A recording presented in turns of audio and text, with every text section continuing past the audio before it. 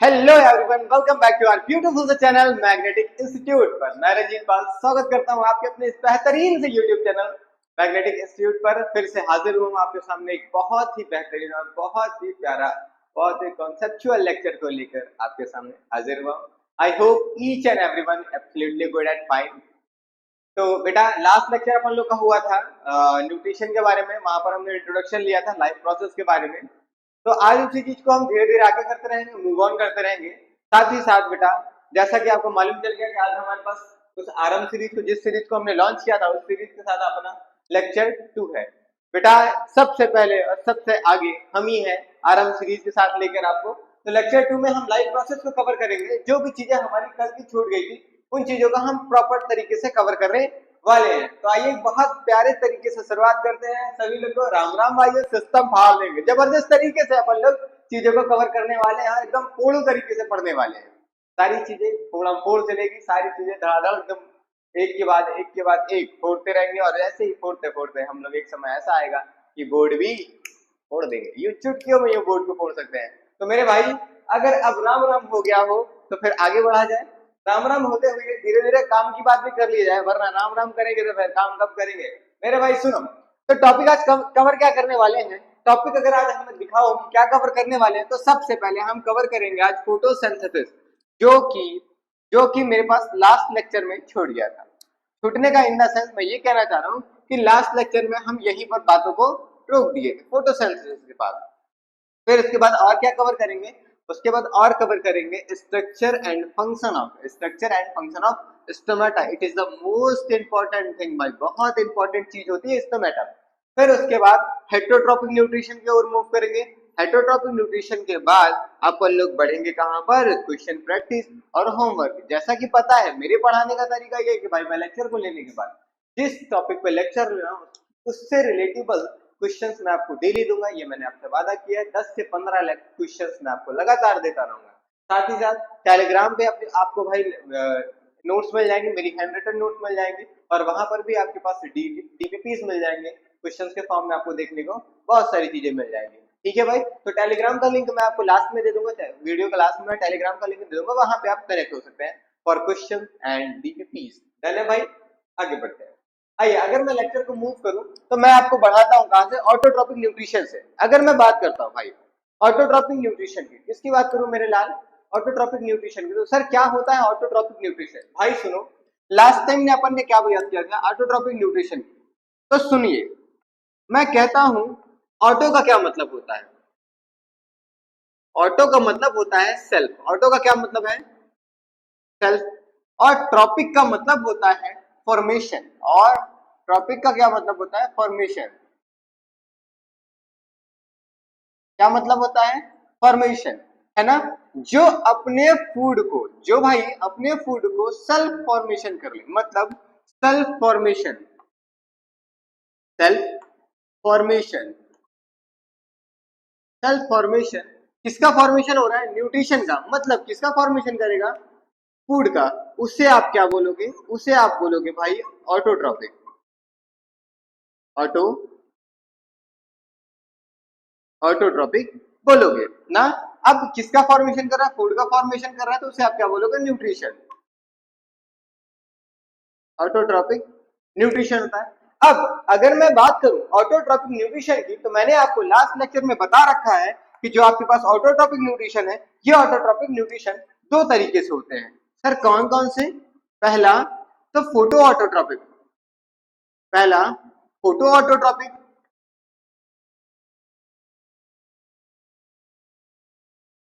पहला है photo autotrophic, और दूसरा है मेरे भाई आपके पास कीमो ऑटोट्रॉपिक।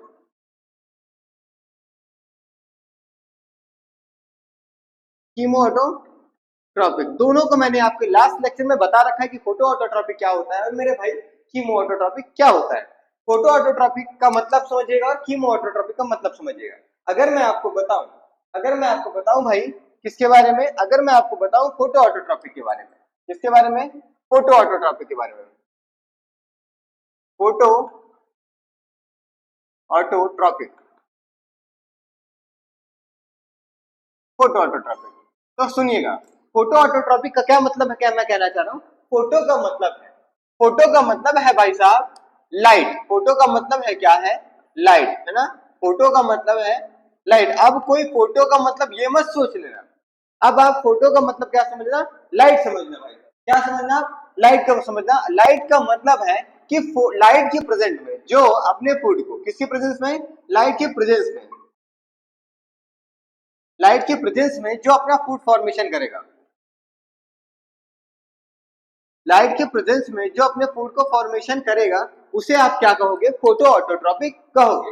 अब अगर मैं बात करता हूं कीमो ऑटोट्रॉपिक की, किसकी भाई, कीमो ऑटो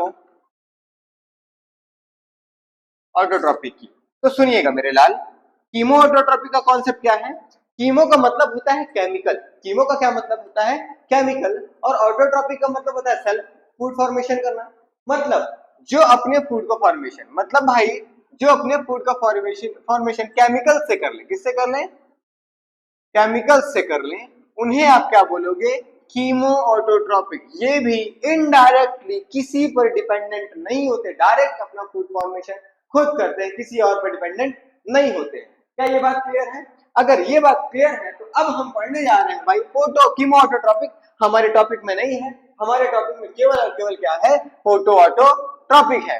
और फोटो ऑटोट्रॉपिक में भी हमें सिर्फ और सिर्फ किसके बारे में पढ़ना पड़ेगा, ग्रीन प्लांट्स के बारे में, ग्रीन प्लांट्स, क्योंकि फोटो ऑटोट्रॉपिक तो करने के लिए केवल एक ही इंसान कैपेबल है, या एक ही चीज कैपेबल है, जो आपके ग्रीन प्लांट्स होते हैं। हाँ जनरली मैंने कहा, अगर आप बात करेंगे तो एल्गी भी आपके पास होते हैं, वो भी फोटो ऑटोट्रॉपिक कर सकते हैं, कुछ बैक्टीरिया होते हैं वो भी फोटो ऑटोट्रॉपिक कर सकते हैं। तो इन जनरल अगर मैं बात करूं तो आपको केवल और केवल किसके बारे में पढ़ना पड़ेगा भाई साहब, प्लांट्स के बारे में पढ़ना पड़ेगा। और ये जो प्लांट्स हैं वो किस प्रोसेस से करते हैं, वो फोटोसिंथेसिस करते हैं। क्या करेंगे, फोटोसिंथेसिस, फोटोसिंथेसिस का प्रोसेस को अपना आएंगे फॉर फूड फॉर्मेशन। आइए आगे देखते हैं फोटोसिंथेसिस का मतलब क्या होता है भाई साहब। फोटोसिंथेसिस की अगर मैं बात करूं, फूड फॉर्मेशन के लिए जो फोटो ऑटोट्रॉपिक होंगे या ऑटोट्रॉपिक जो होंगे, ऐसे ऑर्गेनिज्म जो अपना फूड को खुद बनाते हैं, वो ऑटोट्रॉपिक ऑर्गेनिज्म क्या करेंगे, फूड फॉर्मेशन करने के लिए फोटोसिंथेसिस प्रोसेस को फॉलो करते हैं। सुनिए फोटोसिंथेसिस का क्या मतलब है, फोटो का मतलब होता है, हाँ फोटो का मतलब होता है लाइट, फोटो का क्या मतलब है मेरे भाई, लाइट मतलब है। अब सुनिएगा, फोटो का मतलब वो मत समझिएगा जो फोटो आप खींच लेते हैं, उस फोटो का मतलब नहीं है ना, आ जाओ अंदर बीच यार फोटो मेरी खींच यार, वो वाली फोटो नहीं। फोटो का क्या मतलब है, लाइट। अब लाइट से आपके दिमाग में एक और चल रहा होगा, सर बिजली कहना चाह रहे हैं क्या, है ना, तो आपके दिमाग में सिर्फ उल्टी और सीधी चीजें भरी हुई है।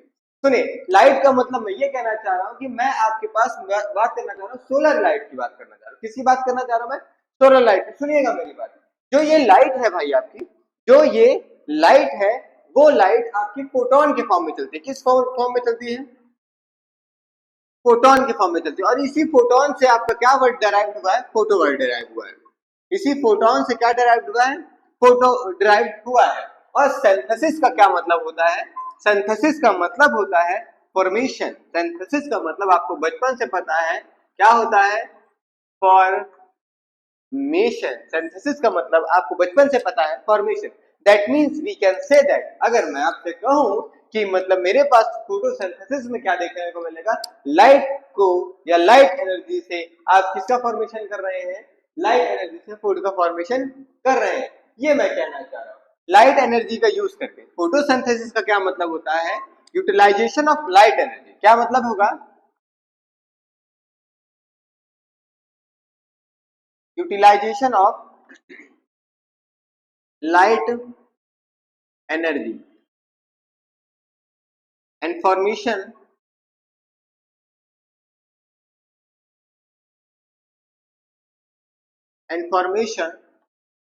of food। लाइट एनर्जी का यूज करके मेरे भाई जिसका फॉर्मेशन करना, फूड का फॉर्मेशन, वो आपकी क्या कहलाती है, फोटोसिंथेसिस कहलाती है। क्या ये बात क्लियर है, अगर ये बात क्लियर है मेरे भाई तो आओ जरा फोटोसिंथेसिस की प्रोसेस को हम समझते हैं। अब सवाल नंबर 1 मैं बताऊं आपसे, या मैं आपसे एक सवाल पूछूं, तो क्या आप मुझे एक बात बताइए, क्या सारे के सारे प्लांट जितने भी हमारे पास एटमॉस्फेयर में प्रेजेंट है, जितने भी हमारे पास सराउंडिंग्स में प्रेजेंट है, जो भी प्लांट, वो सारे के सारे फोटोसिंथेसिस की प्रोसेस करेंगे, क्या वो सारे प्लांट करते हैं। सुनो भाई, जितने भी आपके पास प्लांट हैं, वो सारे प्लांट्स, क्या प्लांट्स के वो हर पार्ट फोटोसिंथेसिस करेंगे, तो उसका जवाब आएगा नो। सुनो, मैंने कहा केवल वही एरिया फोटोसिंथेसिस करेगा। फोटोसिंथेसिस करने के लिए, फोटोसिंथेसिस करने के लिए केवल वही कैपेबल है जो ग्रीन पार्ट में होगा। कौन भाई? जो ग्रीन होंगे। ग्रीन पार्ट ही फोटोसिंथेसिस करने के लिए कैपेबल होता है। क्यों सर, ऐसा क्यों? क्योंकि ग्रीन प्लांट के पास क्या देखने को मिलेगा? क्लोरोफिल। क्या देखने को मिलेगा? क्लोरोफिल देखने को मिलेगा। ये एक तरह का पिगमेंट होता है। क्या होता है भाई साहब? ये एक तरह का पिगमेंट है। ये एक तरह का क्या है? कलर पिगमेंट है। कलर पिगमेंट है। ये एक तरह का क्या है? कलर पिगमेंट है, जो कि क्या करेगा? जो कि ट्रैप करता है। जो कि क्या करता है मेरे भाई? ट्रैप करता है। जो कि ट्रैप करता है किसको? लाइट एनर्जी को। जो कि क्या करेगा? ट्रैप करेगा लाइट एनर्जी को। किसको ट्रैप करेगा? लाइट को, लाइट एनर्जी को। और कन्वर्ट कर देगा किसमें मेरे भाई? और कन्वर्ट करता है केमिकल एनर्जी में। केमिकल एनर्जी में। सवाल नंबर 1, सर क्या ये अकेले कैपेबल है? क्या ये क्लोरोफिल अकेले ही कैपेबल है किसके लिए? लाइट एनर्जी को ट्रैप करके केमिकल एनर्जी में कन्वर्ट करने के लिए। तो सुनिए, जवाब ये है मेरे दोस्तों, ये अकेले कैपेबल नहीं होता। जवाब मेरे दोस्त ये है कि ये अकेले कैपेबल नहीं होता लाइट एनर्जी को कन्वर्ट करने के लिए केमिकल एनर्जी। क्लियर है क्या? अब अगर मैं आपको बताऊं लाइट एनर्जी को केमिकल एनर्जी में कन्वर्ट करने के लिए इससे बहुत सारी चीजों की हेल्प चाहिए होती है। जैसे मुझे कुछ रॉ मटेरियल की जरूरत पड़ती है। किसकी जरूरत पड़ेगी भाई? रॉ मटेरियल की जरूरत पड़ेगी। जैसे मुझे कुछ रॉ मटेरियल की जरूरत पड़ेगी। वो रॉ मटेरियल क्या है जरा समझिए। वो रॉ मटेरियल है मेरे पास। वो रॉ मटेरियल पहले तो मेरे पास है सनलाइट। पहला है मेरे पास सनलाइट, दूसरा है मेरे पास क्लोरोफिल, दूसरा है मेरे पास क्लोरोफिल, तीसरा है मेरे पास H2O या वाटर, और चौथा है मेरे पास CO2। इतने रॉ मटेरियल की मुझे जरूरत पड़ेगी फॉर फूड फॉर्मेशन। इन सारे रॉ मटेरियल की मुझे जरूरत पड़ती है किसके लिए भाई? फोटोसिंथेसिस प्रोसेस को करने के लिए या फूड के फॉर्मेशन करने के लिए। सुनिएगा, रॉ मटेरियल की अगर मैंने बात की तो रॉ मटेरियल में मेरे पास क्या देखने को मिलेगा? सनलाइट देखने को मिलेगी, साथ ही साथ मेरे पास क्लोरोफिल देखने को मिलेगा, वाटर देखने को मिलेगा और CO2। इनके अलावा अगर एक भी चीज अब्सेंट हो जाए, अगर इन चार में से एक भी चीज मेरे भाई अब्सेंट हो जाए तो क्या फोटोसिंथेसिस की प्रोसेस होगी सर? नहीं भाई। अगर इनके अलावा इन चारों में से कोई एक अब्सेंट हो जाए तो मेरे भाई फोटोसिंथेसिस की प्रोसेस नहीं हो सकती। और अगर फोटोसिंथेसिस की प्रोसेस नहीं होगी तो फूड का फॉर्मेशन ऑटोट्रॉपिक में नहीं होगा। और जब फूड का फॉर्मेशन ऑटोट्रॉपिक में नहीं होगा तो इन जनरल मैं कह लूं तो फूड का जो है ऑब्टेनिंग या फूड को लेने की प्रोसेस हेटरोट्रॉपिक तक नहीं हो पाएगी। क्यों? क्योंकि ऑटोट्रॉपिक से हेटरोट्रॉपिक में फूड को जाना होता है या फूड टेक करते हैं। इस चेन को ब्रेक कर दिया जाएगा अगर इन चारों में से किसी एक प्रोसेस को या इन चारों में से कोई एक रॉ मटेरियल्स को ना मिले। तो ये बात हो रही थी। मैं अब क्या कहना चाह रहा हूँ, ये आपका डायग्राम जो है एनसीईआरटी का डायग्राम है। अगर मैं आपको दिखाऊं तो ये आपकी लीफ है। क्या है मेरे भाई? अगर मैं आपको दिखाऊं तो ये आपकी एक जनरल सी लीफ है। इस लीफ में आपके पास ये वाला एरिया जो होता है इसे मिडरिप कहते हैं। क्या कहते हैं भाई साहब? मिडरिप कहते हैं। अगर मैं आपसे सीधी सीधी बात करूं तो लीफ को अगर तुमने देखा होगा तो लीफ जो होती है वो आपके पास कुछ इस फॉर्म में देखने को मिलती है। और जो ये लीफ जो ये अटैचमेंट रखती है किसके साथ?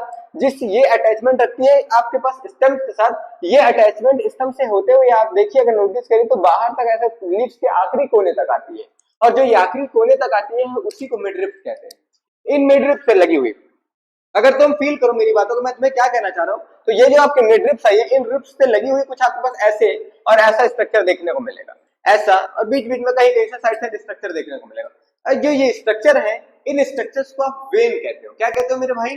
इन स्ट्रक्चर को आप वेन कहते हो। जैसा मैं तुम्हें दिखाऊं तो ये मेरे पास मिडरिप है। जैसा मैं तुम्हें दिखाना चाहूं तो मेरे पास क्या है? ये रहा, ये मेरे पास मिडरिप है भाई। ये है मेरे पास मिडरिप, और इस मिडरिप से लगा हुआ स्ट्रक्चर देखने को तुम्हें मिल रहा है। इस मिडरिप से लगा हुआ तुम्हें क्या देखने को मिल रहा है? स्ट्रक्चर देखने को मिल रहा है। स्ट्रक्चर कहाँ है? ये वाला देखो, एक ये रहा, एक ये रहा। मैं इनकी बात करना चाह रहा हूँ। मैं किनकी बात करना चाह रहा हूं, मैं इनकी बात। तो मैंने कहा ये मेरे पास मिडरिप है और इस मिडरिप से लगा हुआ ऐसा स्ट्रक्चर आपको देखने को मिल रहा है, तो वो आपकी क्या होती है, वेन्स होती है भाई। ये क्या है आपके पास, वेन्स देखने को मिल रही है। अब सुनिएगा मैं क्या कहना चाह रहा हूँ। मैंने कहा जो आपकी मिडरिप आती है, जो आपके पास क्या आ रही है, मिडरिप आ रही है, उसी मिडरिप के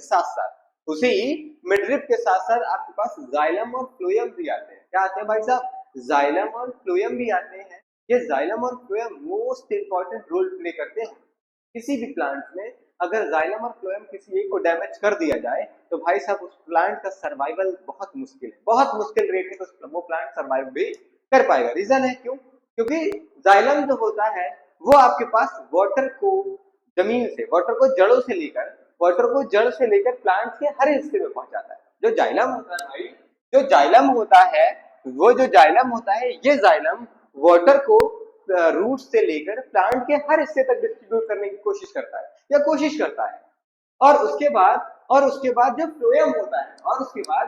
फ्लोएम होता है, ये फ्लोएम क्या करता है, लीव्स में बने हुए फ्रूट्स को, प्लांट के हर पार्ट तक डिस्ट्रीब्यूशन करने का हेल्प करता है। समझिएगा, अगर आपको जाइलम और फ्लोएम में हमेशा याद रखने में कंफ्यूजन होती है तो एक कॉन्सेप्ट को याद रखिएगा, जा फॉर जाइलम और जा फॉर जल। जाइलम जो है जल को ले जाता है, और फा फॉर फ्लोएम, फा फॉर फूड। तो जो फ्लोएम है वो फूड को हर पार्ट तक पहुंचाता है। ये बात हो गई है। पर जाइलम जल को क्या करता है, रूट से खींचता है ना, जा फॉर जल, जा फॉर जाइलम, जा फॉर जल। जल जाइलम से क्या करता है, आपके पास जल को लेकर जाता है। फा फॉर फूड, फा फॉर फ्लोएम, फा फॉर फैलाना, फूड फ्लोएम से और हर एरिया में फैलाता है, प्लांट्स के हर एरिया में फैलाता है। इस कॉन्सेप्ट को अगर आप याद रखेंगे तो कभी भी आप जाइलम और फ्लोएम में कंफ्यूज नहीं होंगे। सुनिएगा मेरी बात, मैं आपको जो दिखाना चाह रहा हूँ, अगर इस लीफ को मैं टीएस कट लगाऊं, कैसा कट लगाऊं मेरे भाई, टीएस कट लगाऊं। आपकी जो कोई भी ऑर्गेनिज्म होती है, कोई भी बॉडी होती है, उस पर दो कट लग सकते हैं, या तो एलएस कट लगाओ या तो उस पर टीएस कट लगाओ। टीएस का मतलब होता है ट्रांसफर सेक्शन लगाना होता है। जब मैं इस पर टीएस कट लगाता हूं तो मेरे पास एक ऐसा स्ट्रक्चर देखने को मिलता है। जो ये स्ट्रक्चर है, ये जो सबसे ऊपर वाला पार्ट है, ये वाला पार्ट, ये आपके पास सबसे ऊपर वाला पार्ट जो होता है, ये आपके पास देखने को कौन सा होता है, ये आपके पास एपिडर्मिस होता है। ये आपके पास क्या होता है भाई साहब, एपिडर्मिस होता है। और ये जो एपिडर्मिस है ये ऊपर का है, तो इसलिए इसको मैं किस नाम से जानूंगा, अपर एपिडर्मिस के नाम से जानूंगा। इस अपर एपिडर्मिस के ऊपर मुझे एक लेयर और देखने को मिलती है, जिस लेयर को मैं वैक्सी क्यूटिकल लेयर बोलता हूं या क्यूटिकल लेयर के नाम से भी जानता हूं। समझिएगा मेरी बात। मैंने कहा जैसे ही मैं लीफ के ऊपर कट लगाई, और कट लगाने के बाद मुझे लीफ का कुछ ऐसा स्ट्रक्चर देखने को मिल रहा है। तो सबसे पहला जो मुझे स्ट्रक्चर देखने को मिला लीफ के ऊपर वाला, अगर जो मैंने आपको दिखाया, मेरे पास लीफ जो ऐसी, इस लीफ पर मैं ऐसे कट लगा रहा हूँ, और ऐसे कट लगाने के बाद मैंने लीफ को ऐसे दिखाया आपके पास। तो जो हिस्सा दिख रहा है वो आपको बस ये वाला हिस्सा दिख रहा है, जो लीफ के आपको पार्ट दिख रहे हैं वो आपको ये वाले पार्ट दिख रहे हैं। अगर इस लीफ को मैं पकड़ूं और सीधा कर दूं, क्या कर दूं, सीधा कर दूं, तो लीफ पे जो आपको ये वाला एरिया दिखेगा, मैं वो आपको दिखाना चाह रहा हूँ। समझ पा रहे हो मेरी बात, मैं क्या कहना चाह रहा हूँ। तो सबसे पहले आपको क्या दिखेगा, अपर एपिडर्मिस, और अपर एपिडर्मिस के ऊपर आपके पास वैक्सी क्यूटिकल लेयर देखने को मिलती है, या इसी को आप क्यूटिकल लेयर के नाम से भी जानते हो। उसके जस्ट नीचे आप आओगे, आप पाओगे तो आपके पास ऐसे स्ट्रक्चर देखने को मिलेंगे, जो मेसोफिल सेल्स होते हैं आपके पास। इस तरह स्ट्रक्चर आपको देखने को मिलते हैं, जिसमें आपके पास क्या फंसे होते हैं, जिसमें आपके पास क्लोरोप्लास्ट फंसे होते हैं, जिसमें आपके पास मेरे भाई क्या लगे होते हैं, क्लोरोप्लास्ट लगे होते हैं। और इन क्लोरोप्लास्ट में ही क्या लगा होता है, क्लोरोफिल होता है, जो कि आपके पास कलर कंटेनिंग पिगमेंट होता है, जो लाइट एनर्जी को ट्रैप करता है और केमिकल एनर्जी में कन्वर्ट करने के लिए रिस्पॉन्सिबल होता है, जैसा कि मैंने अभी आपको थोड़ी देर पहले बताया। अब आगे बढ़ते हैं। फिर उसके बाद आपके पास यहाँ पर देखिए लास्ट में एक स्ट्रक्चर देखने को मिल रहा है, गार्ड सेल देखने को मिल रहा है। इस गार्ड सेल की मैं अभी डिटेल स्टडी आपको कराता हूँ थोड़ी देर बाद। जब मैं स्टोमेटा की आपको पास स्टडीज कराऊंगा तो वहां पर मैं आपको गार्ड सेल दिखाऊंगा। फिर हमारे पास यहाँ एयर स्पेस देखने को मिलते हैं, एयर स्पेस मेसोफिल्स के सेल्स के बीच में देखने को मिलते हैं। मतलब मैं यूं कह दूं तो यहाँ पर इंटरमॉलिक्यूलर स्पेस या इंटरमॉलिक्यूलर स्पेस मुझे देखने को मिलता है। तो ये थी आपकी एनसीईआरटी की जो लीफ के स्ट्रक्चर की कटिंग थी, वो मैंने आपको प्रॉपर तरीके से दिखा दी। अगर मैं अब आपको बताऊं तो मैं आपसे कहूं कि फोटोसिंथेसिस जो होता है वो कैसे वर्क करता है। मैं आपसे अगर पूछूं कि मेरे भाई बताइए एक बार कि सोचो जरा, फोटोसिंथेसिस कैसे वर्क करता है, या फोटोसिंथेसिस करने के लिए प्रोसीजर क्या होता है, काम करने के लिए उसका प्रोसीजर क्या होता है। तो आपको मैं बताऊं, इतना मुश्किल भी नहीं है जितना मुश्किल आप फोटोसिंथेसिस के प्रोसेस को समझते हैं। हाँ, वो बात अलग है कि आप 10th से 11th में जंप करके जब जाओगे तो आपको फोटोसिंथेसिस एक चैप्टर देखने को मिलेगा। मेरे भाई, जब वहां पे आपको चैप्टर देखने को मिलेगा, जो यहाँ पे आपको चैप्टर देखने को मिल रहा है या जो टॉपिक देखने को मिल रहा है, उन दोनों में जमीन आसमान का फर्क है। उन दोनों में जमीन, अभी आपके पास क्या है, इतना लेस अमाउंट पे है, या यूं कह लीजिए इतने थोड़े से अमाउंट पे है कि इसको आप इजिली डाइजेस्ट कर पाओगे। और अगर आप इसे नहीं डाइजेस्ट कर पाओगे तो मेरे भाई वहां कैसे डाइजेस्ट कर पाओगे, टू बी ऑनेस्ट। तो आराम से बिल्कुल रिलैक्स होकर बिल्कुल कॉन्सेप्चुअल तरीके से देखना है। माथा पकड़ के मत बैठ जाना, अपनी कुर्सी की पेटी बांधो और रेडी होकर एकदम टकाटक बैठो। आपके भाई की क्लास है, आपके दोस्त की क्लास है, बिल्कुल आराम से रिलैक्स होकर मजे लेके बैठो क्लास में।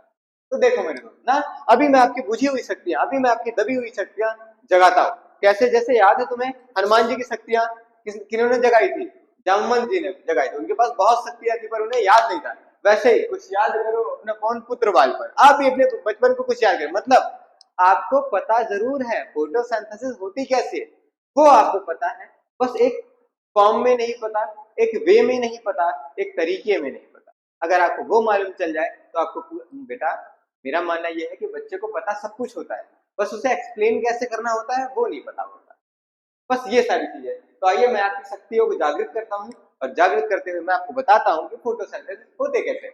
भाई साहब सुनो, फोटोसिंथेसिस होने के लिए मुझे सबसे पहले किसकी जरूरत पड़ेगी, फोटोसिंथेसिस होने के लिए मुझे सबसे पहले सूरज चाचा की जरूरत पड़ेगी। किसकी जरूरत पड़ेगी भाई, सूरज चाचा की जरूरत पड़ेगी ना, सन की मुझे जरूरत पड़ेगी। अब जो ये सूरज चाचा है, यहाँ से अपनी मस्त सी रोशनी को निकालेंगे। हाँ, वो रोशनी नहीं, वो रोशनी नहीं मेरे दोस्तों, वो रोशनी नहीं जो रोशनी आपके स्कूल में है, वो वाले नहीं। यहाँ से अपनी रोशनी को निकालेंगे, अपनी किरण को निकाल, किरण, किरण मतलब कहाँ भागते रहते, इधर इधर देखो, इधर देखो, इधर देखो, पूरे 2.5 करोड़ जनता हमारे साथ जुड़ रखी है, इधर देखो। किरण निकलेंगी और इन प्लांट्स पे आएगी। किस पर आएगी भाई, इस प्लांट्स पर आएगी, आराम से ये रोशनी आएंगी। इन प्लांट पर मैंने आपको बताया कि क्या है, आपके पास लीव्स लगी हुई। इन लीव्स के पास आपके पास देखने को मिलता है, क्या देखने को मिलता है, इन लीव्स के पास आपको देखने को मिलेगा क्या भाई साहब, इन लीव्स के पास आपको देखने को मिलेगा क्लोरोफिल। क्या देखने को मिलेगा, क्लोरोफिल देखने को मिलेगा। अब सुनो, आपके एटमॉस्फेयर में, आपके एटमॉस्फेयर में क्या प्रेजेंट है, CO2। वो भी कहाँ आएगी, वो भी इस प्लांट में आएगी। अब ये जो प्लांट है मेरे पास, ये अपनी रूट से क्या करेगा, ये अपने रूट से क्या करेगा भाई, ये अपने रूट से वाटर को एब्जॉर्ब करेगा। ये अपने रूट से क्या करेगा, वाटर को एब्जॉर्ब करेगा। और जैसे ही ये वाटर को एब्जॉर्ब करेगा, वाटर को एब्जॉर्ब करने के बाद इनके बॉडी में या इनके लीव्स में फूड फॉर्मेशन की प्रोसेस देखने को हमें मिलेगी। और उस फूड फॉर्मेशन के दरमियान में हमारे पास क्या मिलेगा बनने को, ग्लूकोज बनेगा। और ये ग्लूकोज के साथ साथ क्या रिलीज आउट होगा, ऑक्सीजन रिलीज आउट होगा। सर क्या कहना चाह रहे हैं, मैं समझ नहीं पा रहा, कुछ जरा डिटेल फॉर्म में बताइए। तो जरा मैं आपको डिटेल फॉर्म में बताऊं तो मैं आपसे ये कहना चाह रहा हूँ कि मेरे पास ये जो सन है, इन्होंने अपनी लाइट एनर्जी को निकाली। मेरे पास जो ये सन है, ये क्या कर रहे हैं, ये अपनी लाइट एनर्जी को निकाल रहे हैं। लाइट एनर्जी कहाँ आ रही है, लीफ के ऊपर आ रही है। और लीफ में तुम्हें पता है कि क्लोरोप्लास्ट होता है, क्लोरोप्लास्ट के अंदर क्लोरोफिल होता है। और मैंने आपको बताया फूड फॉर्मेशन होने के लिए मुझे रॉ मटेरियल की जरूरत पड़ेगी। और रॉ मटेरियल क्या होता है, सन है। रॉ मटेरियल क्या है, सनलाइट है। रॉ मटेरियल क्या है मेरे भाई, सनलाइट है। और उसके साथ साथ और क्या चाहिए, CO2 चाहिए। और क्या चाहिए, H2O चाहिए। और क्या चाहिए, और सर मेरे को चाहिए, और सर मेरे को चाहिए क्लोरोफिल। क्लोरोफिल, तो क्लोरोफिल मुझे कहां से मिलेगी, क्लोरोफिल मुझे इन पत्तियों से मिलेगी। क्लोरोफिल मुझे कहां से मिलेगी मेरे दोस्त, मुझे इन पत्तियों से मिलेगी। और उसके बाद, क्लोरोफिल जब मुझे इन पत्तियों से मिलेगी तो इसी एटमॉस्फेयर में, इसी एटमॉस्फेयर में क्या प्रेजेंट है, CO2। और वो भी इन पत्तियों से सीधा कहां जाएगा, अंदर जाएगा। किसकी हेल्प से जाएगा, स्टोमेटा की हेल्प से पत्तियों के अंदर CO2 एंटर करेगा। और साथ ही साथ रूट के जरिए, और साथ ही साथ रूट के जरिए वाटर क्या होगा, एब्जॉर्ब होते होते पत्तियों तक जाएगा, और जब रूट के जरिए एब्जॉर्ब होते होते पत्तियों तक जाएगा, क्या क्या मिल चुका है उनको, सनलाइट मिल गई है उनको, CO2 एटमॉस्फेयर से मिल गया है, वाटर मॉलिक्यूल रूट से मिल गया, क्लोरोफिल उनके लीफ में प्रेजेंट था। तो जब ये आपस में रिएक्शन करती हैं तो यहाँ पर शुगर का फॉर्मेशन करती हैं, दैट मीन्स ग्लूकोज का फॉर्मेशन करती है। किसका फॉर्मेशन करेंगी, ग्लूकोज का फॉर्मेशन करेंगी, और किसका रिलीज आउट करेंगी, और O2 का रिलीज आउट करेंगी। जैसे मैं आपको बताऊं तो आप यहाँ पर दूसरा एग्जांपल देखिए, ये आई सनलाइट और एटमॉस्फेयर से आपको मिला है CO2। जब सनलाइट, CO2 और वाटर मॉलिक्यूल आपस में रिएक्शन किए इन the presence of chlorophyll, then formation of a glucose and release out of the oxygen molecule। यानी मामला आगे बढ़ते हैं सर। अगर यो मामला आगे बढ़ते हैं तो यो बात मैं पूछूं आपसे भाइयों, क्या कि बताइए मुझे, अगर मैं आपसे कहूं, क्या कहूं कि फोटोसिंथेसिस कन्वर्ट करती है ना, फोटोसिंथेसिस कन्वर्ट करती है सोलर एनर्जी को किसमें भाई साहब, केमिकल एनर्जी में कन्वर्ट करती है। हाँ ये बात सच है, फोटोसिंथेसिस जो है वो कन्वर्ट करती है सोलर एनर्जी को किसमें, केमिकल एनर्जी में कन्वर्ट करते हैं with the help of the chlorophyll और क्लोरोप्लास्ट। क्या मामला क्लियर है बेटा, ये बात बिल्कुल सही है कि फोटोसिंथेसिस के प्रोसेस में सोलर एनर्जी कन्वर्ट होती है केमिकल एनर्जी में।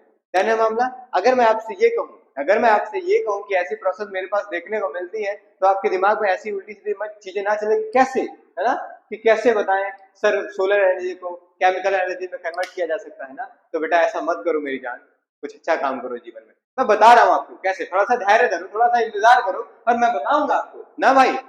देख के चीजों को समझ तो आ रहा होगा, थोड़ी सी मेरी चीज वेट करो, मैं आपको एक्सप्लेन करता हूँ। अगर मैं आपको बताऊं तो मेरे पास लीफ है, इस लीफ के पास छोटे छोटे पोर्स होते हैं, इस लीफ के पास क्या होते हैं, छोटे छोटे पोर्स होते हैं। यहाँ पर ऐसे ध्यान से सुनिएगा, इस लीफ के पास छोटे छोटे पोर हैं। इन पोर को मैं क्या कह रहा हूं, इन पोर को मैं स्टोमेटा बोल रहा हूं।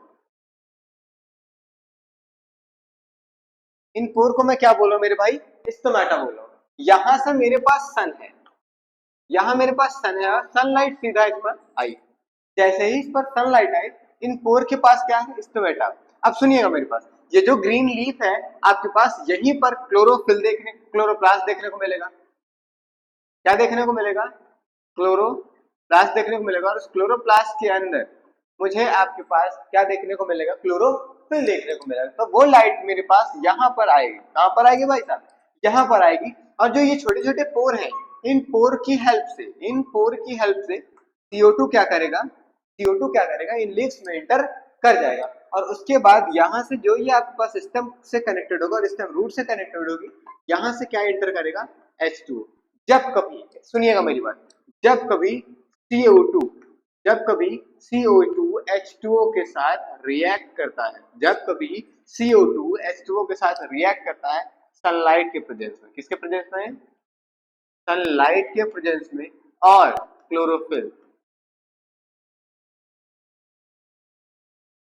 क्लोरोफिल के प्रेजेंस में, तो हमारे पास किसका फॉर्मेशन होता है, तो हमारे पास फॉर्मेशन होता है ग्लूकोज का, और किसका भाई, ऑक्सीजन का, और वाटर मॉलिक्यूल। डन है। जब मेरे पास ये प्रोसेस देखने को, जब मेरे पास कौन सी प्रोसेस देखने को मिल रही है, ये प्रोसेस देखने को मिल रही है, तो मैंने कहा आपसे क्या, कि जब कभी क्या, CO2, जब कभी CO2 H2O के साथ रिएक्ट करेगा in the presence of sunlight और chlorophyll, then formation of a glucose and H2O and CO2, then formation of a glucose and H2O and CO2। अब ये जो ग्लूकोज है वो प्लांट में स्टोर होगा, अब ये जो ग्लूकोज है वो प्लांट में क्या होगा, ये स्टोर होगा in the form of starch। Done है, किसमें स्टोर होगा, प्लांट में स्टोर होगा। किसमें स्टोर होगा मेरे भाई, प्लांट में स्टोर होगा। किसमें स्टोर होगा, प्लांट में। लेकिन अगर मैं बात करूं एनिमल में ग्लूकोज जो स्टोर होता है, तो वो स्टोर होता है एनिमल में in the form of glycogen.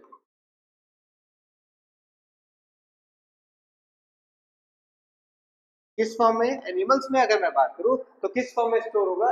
Glycogen के फॉर्म में स्टोर होगा। क्या ये बात क्लियर है? अगर ये बात क्लियर है मेरे भाई तो जल्दी से इन सारी चीजों को उतारो, जल्दी से उतारो, ठीक है? मेरे साथ लगातार नोट्स बनाते चलना बेटा। ये जो मेरी हैंड रिटन नोट्स है ये तो मैं आपको प्रोवाइड कर ही दूंगा, लेकिन साथ ही साथ अगर लेक्चर को आपको कमांड बिठाना है, चीजों को आपको बहुत कॉन्सेप्चुअल तरीके से और जबरदस्त तरीके से पकड़ना है, तो मेरे भाई आपको क्लास में नोट्स बनाते हुए चलना पड़ेगा। प्रॉपर एनसीईआरटी को फॉलो करना होगा, आपको एक प्रॉपर एग्जाम्पल्स को फॉलो करना होगा, उसके साथ साथ आपको जो भी रेफरेंस बुक फॉलो करना है वो भी आप रेफरेंस बुक को फॉलो करो।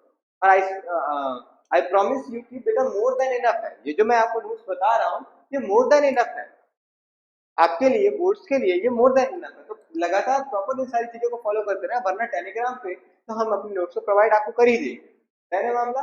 आगे बढ़ते हैं। आइए मैं बात करता हूँ किसकी? लाइट रिएक्शन और डार्क रिएक्शन की। जब आपकी फोटोसिंथेसिस होती है तो ये आपके पास स्टेप्स की प्रोसेस होती है। कितने स्टेप्स की प्रोसेस होती है? 2 स्टेप की प्रोसेस होती है।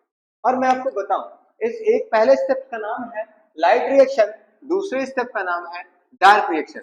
मैं आपको ये एक बात और बता दूं बेटा, ये जरूरी नहीं है कि ये दोनों स्टेप लगातार हो। मैं आपको ये भी बोल दूं कि ये जरूरी नहीं है दोनों स्टेप लगातार हो, लगातार इन द सेंस एक के बाद एक हो जाए, ऐसा ये जरूरी नहीं है। एक हो सकता है दिन में हो और एक हो सकता है रात में हो, कुछ समय या कुछ टाइम ड्यूरेशन के बाद हो।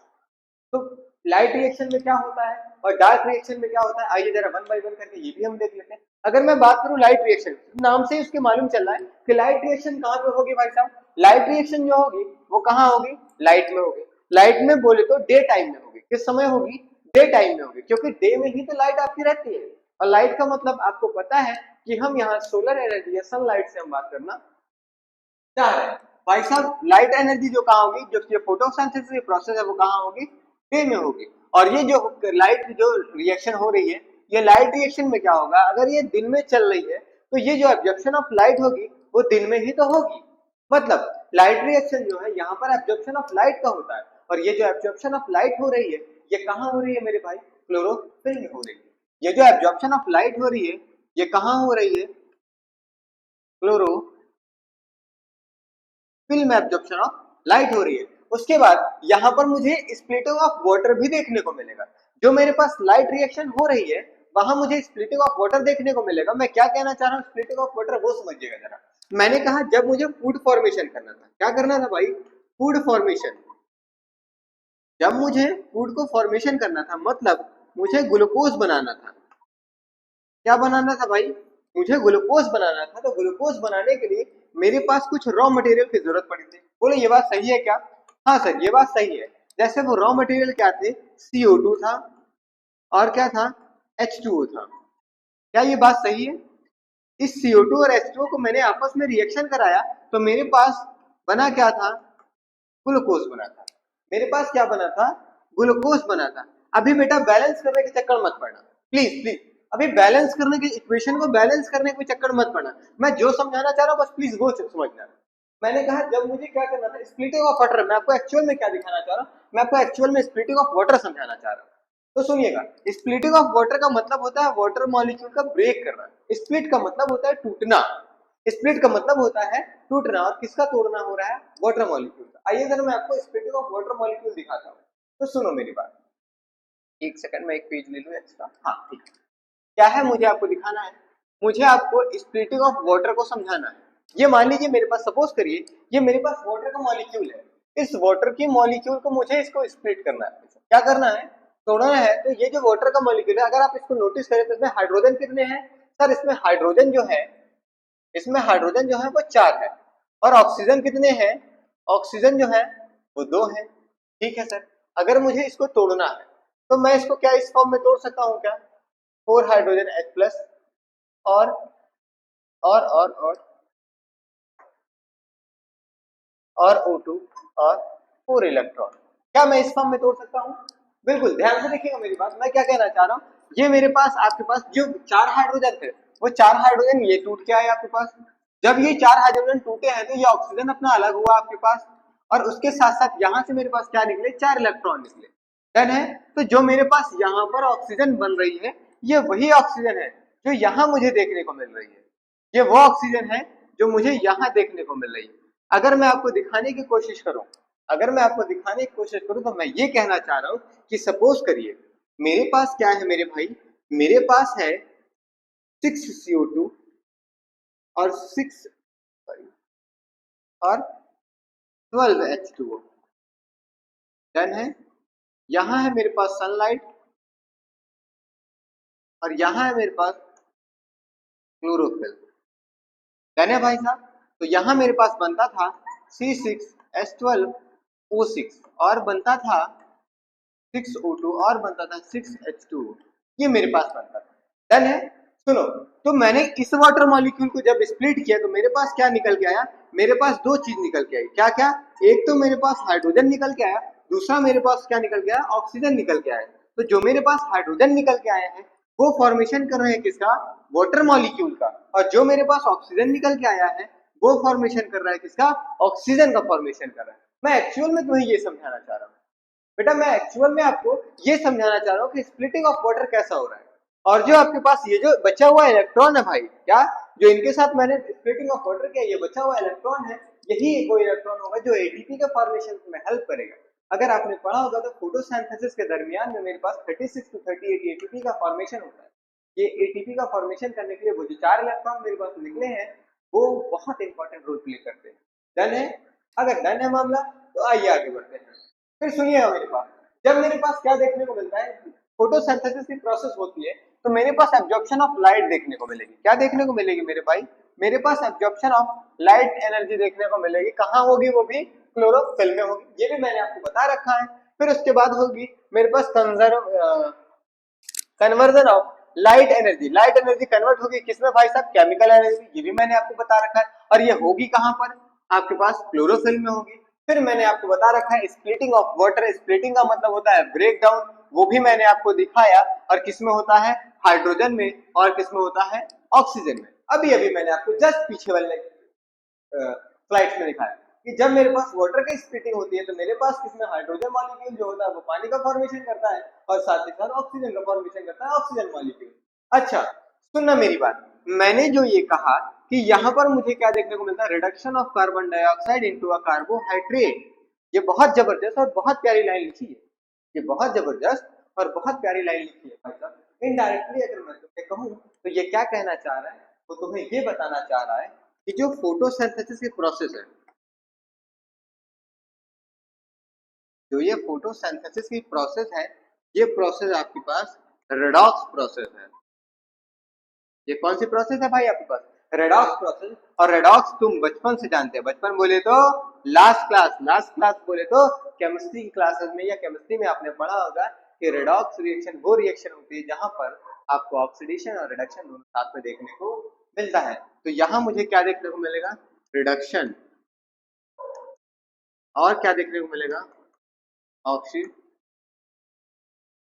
देखने को मिलेगा। यहाँ मुझे रिडक्शन और ऑक्सीडेशन देखने को मिलेगा। आइए जरा मैं आपको रिडक्शन और ऑक्सीडेशन समझाता हूँ मैं क्या कहना चाह रहा हूँ। तो सुनिएगा, ये जो फोटोसिंथेसिस की प्रोसेस है, ये प्रोसेस जो होगी वो रेडॉक्स प्रोसेस होती है। अभी समझिएगा, या आपकी एनसीईआरटी कहती है कि यहाँ पर रिडक्शन हो रहा है। क्या हो रहा है भाई, रिडक्शन हो रहा है। जरा मैं रिडक्शन की प्रोसेस को दिखाता हूँ आपको। यहाँ नोटिस करिए आप, तो क्या है, CO2 है। क्या है भाई साहब, CO2। मतलब कार्बन के साथ कितने ऑक्सीजन मॉलिक्यूल लगे हुए हैं, दो मॉलिक्यूल लगे। मतलब एक कार्बन के साथ कितने मॉलिक्यूल लगे हुए हैं, दो मॉलिक्यूल लगे। आप अभी इस 6 को मत देखिए, अभी आप, मैं आपको 6 जो लगा हुआ है उसको मत देखिए। आप ये फील करके चलिए कि यहाँ कार्बन के साथ कितने, एक कार्बन के साथ कितना मॉलिक्यूल ऑक्सीजन का लगा हुआ है, दो मॉलिक्यूल आपके पास लगे हुए हैं। और उसके बाद इस तरफ आप देखिए, इस तरफ आप देखिए कि आपके पास जितने कार्बन है, जितने कार्बन और उतने ही ऑक्सीजन है। मतलब नंबर ऑफ कार्बन और number of oxygen are same. Number of carbon और नंबर ऑफ ऑक्सीजन अगर दोनों सेम है मेरे भाई, तो बताओ ऑक्सीजन का नंबर कम हुआ है या नहीं, ऑक्सीजन का नंबर कम हुआ है या नहीं। और तुम्हें पता है ऑक्सीडेशन और रिडक्शन की डेफिनेशन। ऑक्सीडेशन का मतलब क्या होता है, ऑक्सीडेशन का मतलब होता है एडिशन ऑफ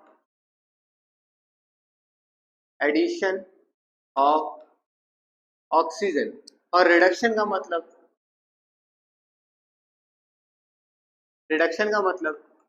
रिमूवल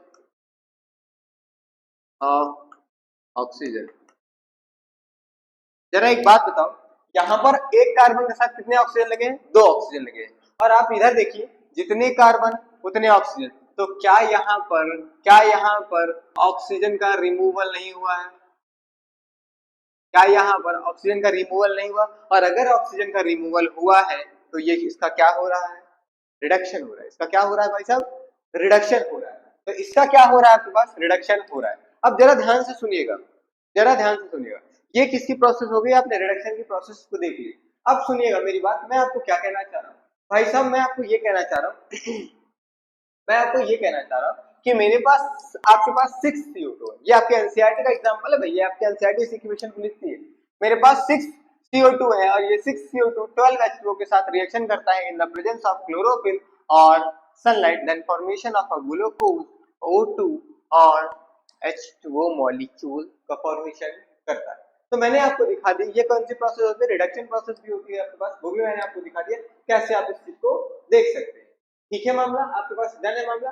तो ये मामले आपके पास देखने को मिल रहे हैं। अगर ये सारी प्रोसेस अगर आपको देखने को मिल रही तो मेरे भाई अब मैं आपसे पूछता हूँ, क्या पूछता हूँ कि सर एक बात बताइए, आपने उन प्लांट्स के बारे में तो बता दिया कि जो प्लांट्स फोटोसिंथेसिस प्रोसेस करते हैं, मतलब लाइट एनर्जी को लेकर, सोलर एनर्जी को लेकर केमिकल एनर्जी में कन्वर्ट कर देते हैं, पर क्या आप उन प्लांट्स का डिस्कशन नहीं करेंगे? क्या उन चीजों का डिस्कशन आप नहीं करेंगे जो आपके पास ऐसे प्लांट्स हैं जो लाइट एनर्जी को इतना ज्यादा उनके पास सोलर एनर्जी रहती है कि उस समय अगर वो फोटोसिंथेसिस करने के लिए अपने स्टोमेटा को खोलेंगे तो उनके बॉडी में या उन प्लांट्स के पास जो वाटर मॉलिक्यूल होगा वो निकल जाएगा। मतलब इनडायरेक्टली मैं कहूँ, सीधा सीधा मैं आपसे सवाल पूछता हूँ, छोड़िए कि जो डेजर्ट प्लांट होते हैं वो फोटोसिंथेसिस की प्रोसेस कैसे करते हैं?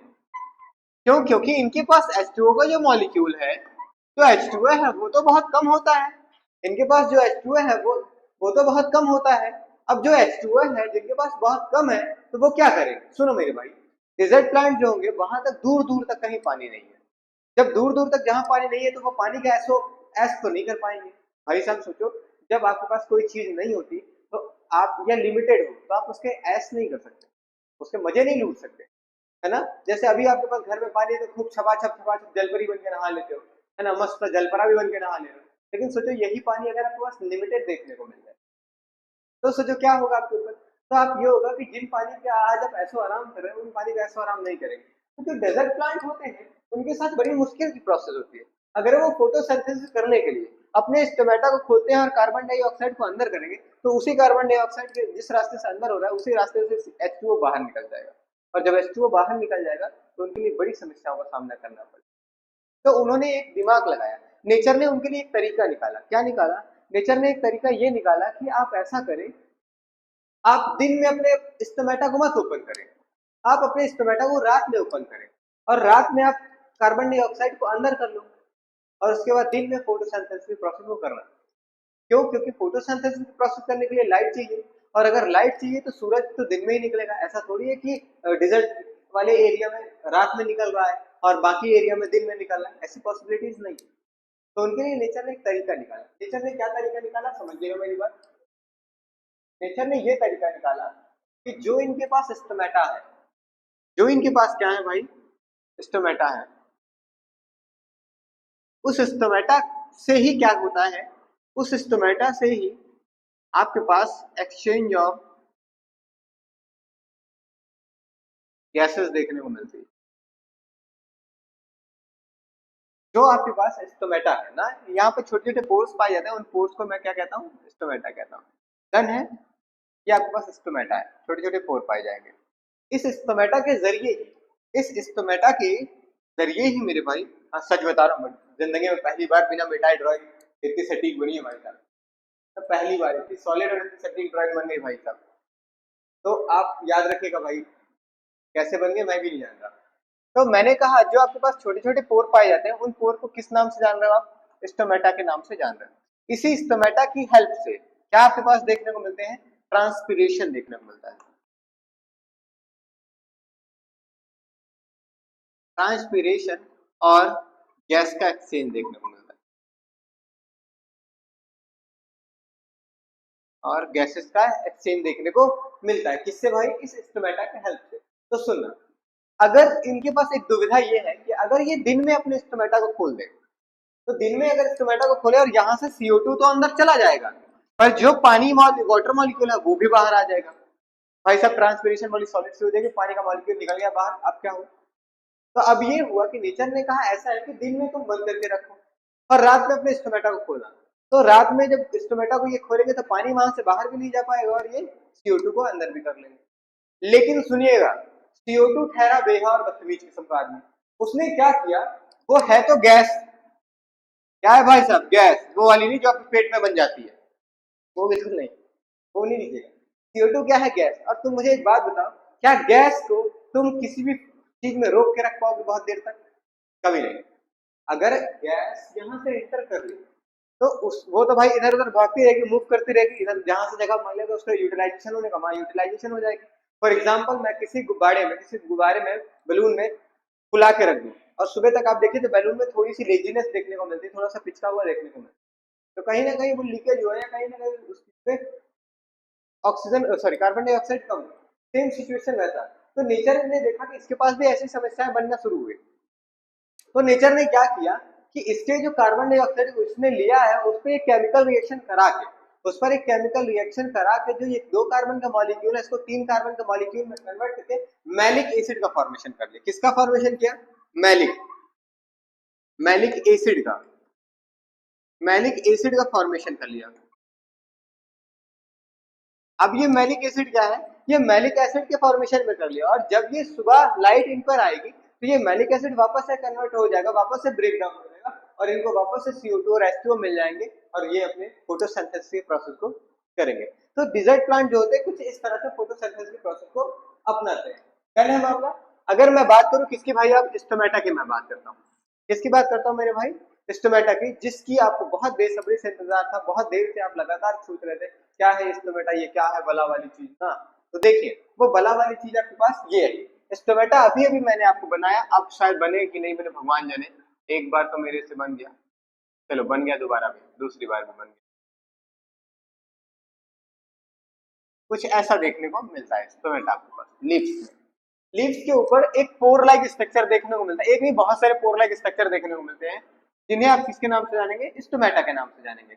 ये एक्चुअल में मेन काम क्या करते हैं, ये एक्चुअल में मेन काम करते हैं गैसेस को एक्सचेंज करने का। क्या काम करते हैं मेरे भाई, ये एक्चुअल में मेन काम करते हैं गैसेस को एक्सचेंज करने का, साथ ही साथ ट्रांसपोर्टेशन करने का, काम करते हैं किसके लिए, या ट्रांसपोर्टेशन का काम करते हैं किसके लिए, वाटर मॉलिक्यूल को बाहर निकलने का। और किस तरह होते हैं अगर नोटिस करो तो ये आपके बीन शेप के हैं, किस शेप के हैं, बीन शेप के हैं, या यही आपके किडनी शेप के हैं, बीन शेप है या किडनी शेप के हैं। भाई साहब ये आपके पास जो बीन शेप है किडनी शेप के हैं, इन्हें आपको गार्ड सेल कहते हैं, इन्हें आप क्या कहते हैं, गार्ड सेल कहते हैं। क्या कहते हैं मेरे भाई, गार्ड सेल कहते हैं। आओ जरा मैं स्टोमेटा की आपको डीप स्टडी कराता हूँ। अगर मैं बात करूँ, ये रही मेरे पास लीफ ना भाई, इस लीफ पे ऐसे छोटे छोटे पोर पाए जाते हैं, क्या पाए जाते हैं, इस लीफ पर ऐसे छोटे छोटे पोर पाए जाएंगे। क्या पाए जाएंगे मेरे लाल, मेरे पीले, मेरे गुलाबी, मेरे नीले, इस लीफ पर छोटे छोटे ऐसे पोर पाए जाएंगे और उन पोर को मैं अगर आपको जूम करके दिखाऊं तो वह ऐसे दिखने को मिलेंगे। कैसे, ऐसा देखने को मिलेगा। और यही आपके पास क्या है, स्टोमेटा है। यही आपका क्या है मेरे भाई, स्टोमेटा है। अब ये अपने स्टोमेटा की अपनी एक अलग कहानी है। स्टोमेटा अपने समय पर खुलता है और अपने समय पर बंद होता है, तो इनकी खुलने की अपनी एक अलग प्रोसेस है और इनकी बंद होने की अपनी एक अलग प्रोसेस है। जब आप 11th में इन सारी चीजों को पढ़ेंगे तो बहुत ही डीप और बहुत ही जबरदस्त तरीके से मेरे भाई पढ़ेंगे, है ना। स्टोमेटा को जो है आपका इफेक्ट होता है कुछ चीजों का, जैसे ह्यूमिडिटी का एक इफेक्ट होता है स्टोमेटा पर बहुत जबरदस्त। अगर आपके पास ह्यूमिडिटी हाई है तो ट्रांसपिरेशन रेट या स्टोमेटा का खुलने का रेट बहुत हाई रहेगा, और आपके पास ह्यूमिडिटी अगर लो है तो स्टोमेटा का बंद होने के चांसेस बहुत ज्यादा रहते हैं। अगर मैं आपको बताऊं तो स्टोमेटा खुलना और स्टोमेटा बंद होने का प्रोसेस भी आपको दिखाता हूं। उससे पहले आप एक स्ट्रक्चर को ये देखिए, ये लीफ रही, इस लीफ की एक पोर को अगर मैंने आपको दिखाया तो उसमें आपके पास बहुत सारे स्टोमेटास देखने को मिलते हैं। यहाँ से मेरे पास कैसे गैसेस एक्सचेंज होता है जरा वो भी समझिएगा। ये लगा है आपके पास स्टोमेटा, क्या लगा है भाई साहब, ये आपके पास लीफ में स्टोमेटा लगा हुआ है। यहाँ पर वाटर के मॉलिक्यूल्स हैं, देखिएगा जरा ध्यान से। इस एरिया से इस तरफ से क्या आया, लीफ का कनेक्शन रहा होगा स्टेम से, इस तरफ से लीफ का कनेक्शन रहा होगा किससे मेरे भाई, स्टेम से, और स्टेम से वाटर मॉलिक्यूल होते होते होते होते कहां तक आया, आपके पास पूरे लीफ में आ गया। अब अगर मैं उसे आपको दिखाऊं तो वो वाटर मॉलिक्यूल ये आपके पास इधर जा रहा है, ये जा रहा है, ये जा रहा है और यहाँ पर आया, यहाँ से होते होते आपके पास लीफ के अंदर होते हुए स्टोमेटा के जरिए वापस से बाहर निकल गया। कुछ इस प्रोसेस को वो फॉलो कर रहा है। सेम इसी प्रोसेस को, सेम टू सेम इसी प्रोसेस को अगर यहाँ पर मेरे पास CO2 होती तो यहाँ पर मेरे इसी प्रोसेस को मैं फॉलो करता CO2 को अंदर भी कराने के लिए। मैंने कहा सेम इसी प्रोसेस से, सेम इसी प्रोसेस से मेरे पास अगर CO2 होती तो मैं उसको भी अंदर कराने का यही प्रोसेस को फॉलो करता, यहाँ से मेरे पास अंदर जाती और धीरे धीरे धीरे धीरे आपके पास उस एरिया में पहुंचती जिस एरिया में CO2 का कम होता है। तो ये आपको कहना चाहता डन है मामला। आइए जरा आगे देखें। ओपनिंग ऑफ स्टोमेटा, मैंने कहा स्टोमेटा के खुलने और स्टोमेटा की बंद होने की अपनी एक अलग कहानी है। स्टोमेटा के खुलने और स्टोमेटा के बंद होने की अपनी एक अलग कहानी है। अगर ओपनिंग ऑफ स्टोमेटा मैं आपको बोलूं तो ओपनिंग ऑफ स्टोमेटा कब होगी, जब वाटर एंटर करेगा। कहाँ एंटर करेगा, जीसी में। जीसी क्या होती है, गार्ड सेल। मैंने अभी अभी आपको बताया जीसी क्या होती है, गार्ड सेल होती है, गार्ड सेल। और ये गार्ड सेल कौन है, जो आपके पास ये बीन शेप या किडनी शेप की देखने को मिलती है, वही आपके पास गार्ड सेल के नाम से जानी जाती है। तो जब इसमें वाटर मॉलिक्यूल एंटर हो जाता है, क्या हो जाता है, जब इसमें वाटर मॉलिक्यूल एंटर होता है तो ये आपके पास क्या हो जाती है, एंड ऑस्मोसिस के प्रोसेस को शो करती है। किस प्रोसेस को शो करेगी मेरे भाई, एंड ऑस्मोसिस को प्रोसेस को शो करेगी। और ये जो स्टोमेटा है और ये जो गार्ड सेल है वो आपके पास क्या हो जाएगी, फूल जाएगी। और जब ये गार्ड सेल आपके पास फूल जाएगी तो मेरे पास स्टोमेटा को ऊपर होने का प्रोसेस देखने को मिलता है। डन है मामला। ये क्या हो जाएगी, फूल जाएगी ना, स्वेल हो जाएगी। डन है, स्वेल हो जाएगी। इसके बंद होने की प्रोसेस को समझिएगा। जैसे ही मैं इससे वाटर मॉलिक्यूल को बाहर निकाल दूं, जैसे ही मैं किससे भाई, जीसी से गार्ड सेल से मैं वाटर मॉलिक्यूल को वापस से मूव करा दूं तो उसे कहते हैं एक्सऑस्मोसिस। एंड का मतलब अंदर आना और एक्स का मतलब होता है बाहर निकल जाना। वाटर मॉलिक्यूल का अंदर आना एंड ऑस्मोसिस कहलाता है और वाटर मॉलिक्यूल का बाहर चले जाना एक्सऑस्मोसिस कहलाता है। तो जब इसमें एक्सऑस्मोसिस के प्रोसेस होगी तो वाटर मॉलिक्यूल बाहर हो जाएंगे और वाटर मॉलिक्यूल बाहर हो जाएंगे तो ये जो मेरे पास जीसी है वो श्रिंक हो जाएगी, या भाई साहब क्या हो जाएगी, क्या हो जाएगी, श्रिंक हो जाएगी, सिकुड़ जाएगी और स्टोमेटा मेरा फिर क्लोज हो जाएगा। कहने मामला ये स्टोमेटा खुलने और बंद होने की प्रोसेस है। आइए अब मैं बात करता हूँ किसके भाई, हेट्रोट्रॉपिक न्यूट्रिशन की मैं बात करता हूँ। ऑटोट्रॉपिक न्यूट्रिशन यहाँ पर हमने पूरे तरीके से कंप्लीट किया, फोटोसिंथेसिस को भी हमने पूरे तरीके से जबरदस्त तरीके से यहाँ पर हमने देख लिया। अब हम बात करेंगे किसके मेरे भाई, अब हम बात करेंगे हेट्रोट्रॉपिक न्यूट्रिशन की। मतलब जैसे हमने ऑटोट्रॉपिक न्यूट्रिशन को जबरदस्त तरीके से या पूरे कॉन्सेप्चुअल तरीके से वन बाय वन एक एक करके सारी चीजों को फॉलो करके पढ़ा, उसी तरह अब हम किसको देखने जा रहे हैं, हेट्रोट्रॉपिक न्यूट्रिशन को देखने जा रहे हैं।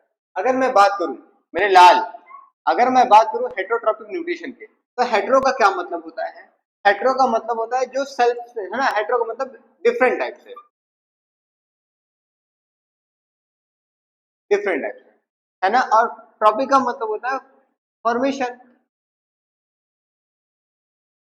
और किसका फॉर्मेशन पढ़ना है आपको, न्यूट्रिशन का मतलब फूड का, जो खुद से ना बना पाए, डिफरेंट तरीके से फूड फॉर्मेशन की प्रोसेस को पढ़ता है या क्या करता है, उसे हम हेट्रोट्रॉपिक बोलते हैं।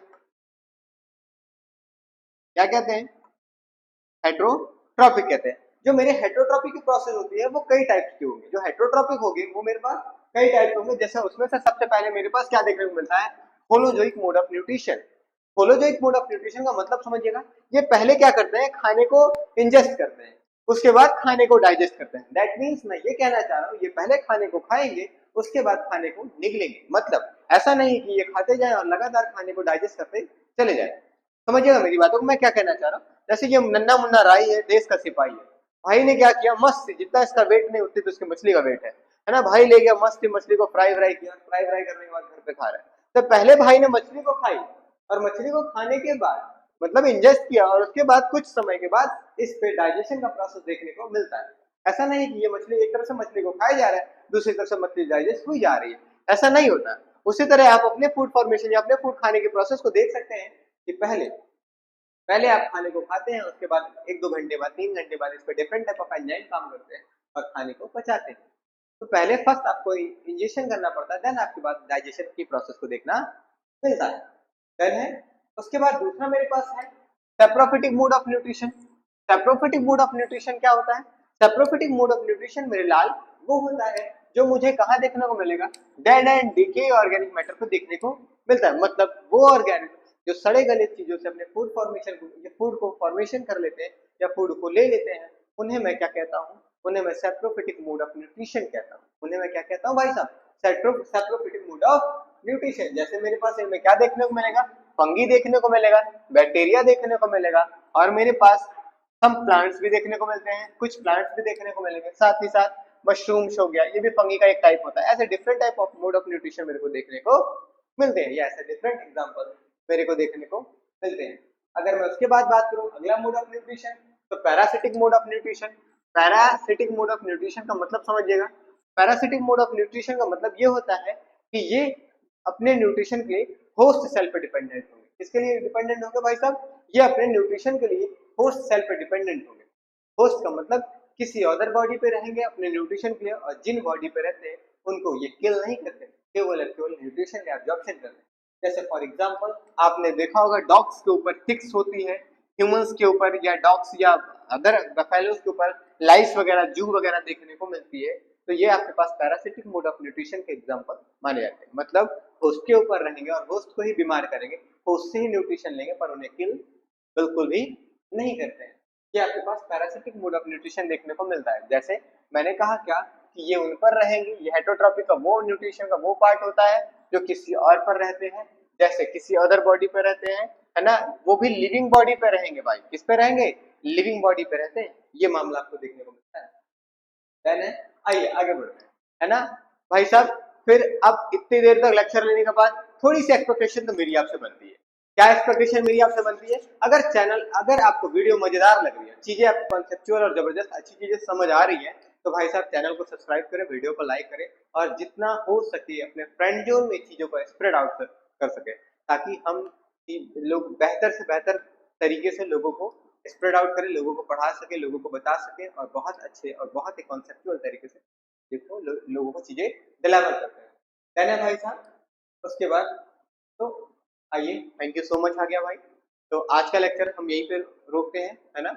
तो अगर चीजें आपको मजेदार आई हो तो कमेंट बॉक्स में आप एक बार अपना रेड हार्ट स्प्रेड कर दे भाई। और कहीं पर भी आपके पास डाउटफुल लगा हो, कहीं पर भी कोई ऐसी चीज लगी हो जो आपको अनकॉन्सेप्चुअल लगी हो या आपको समझ नहीं आ रही, तो एक बार कमेंट बॉक्स में जरूर उसको बोलिए।